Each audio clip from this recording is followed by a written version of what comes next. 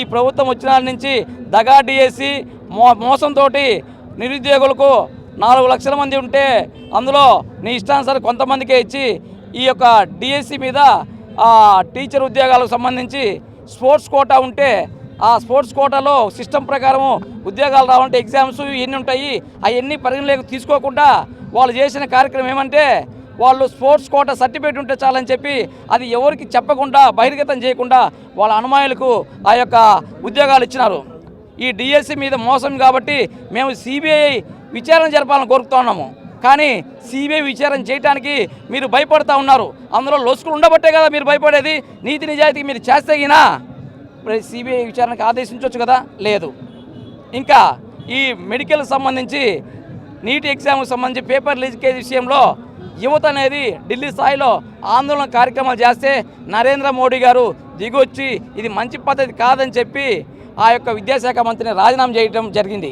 అదేవిధంగా ఈ రాష్ట్రంలో విద్యా వ్యవస్థను భ్రష్టు పట్టించినటువంటి విద్యాశాఖ మంత్రి నారా లోకేష్ గారు ఎందుకు రాజీనామా చేయటం లేదు? పదవి మీద అంత ఆయామమా? వీరికి ఆయామం ఉంటే ఈ కార్యక్రమాలు ఈ స్టూడెంట్స్కు న్యాయబద్ధంగా చేయండి. జగన్మోహన్ రెడ్డి గారు ముఖ్యమంత్రి ఉన్నప్పుడు ప్రతి గ్రామంలో స్కూల్ను కార్పొరేట్ స్థాయిలో తీసుకుపోయి విద్యా వ్యవస్థను మంచి పొజిషన్ తీసుకొచ్చినాడు. లాస్ట్కు మీరు అధికారంలోకి వచ్చిన తర్వాత స్కూళ్ళల్లో పిల్లల పర్సంటేజ్ తగ్గిండ్రు.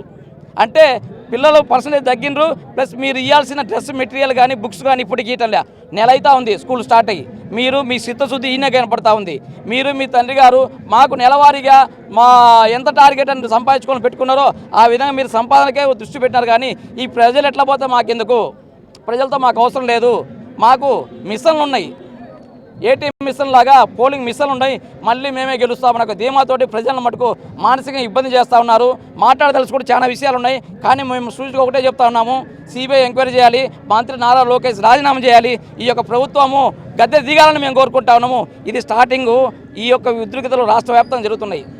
ప్రతి గ్రామం నుంచి, ప్రతి మండలం నుంచి, నియోజకవర్గ స్థాయి నుంచి జిల్లా స్థాయిలలో భారీ ఎత్తున కార్యక్రమాలు జరుగుతాయి. ఉధృతంగా ఈరోజు ఈ ఒంగోలు నియోజకవర్గంలో కనీసం 1000 నుంచి 1500 మంది ఈ యొక్క కార్యక్రమాన్ని పిలుపు మేరకు రావడం జరిగింది.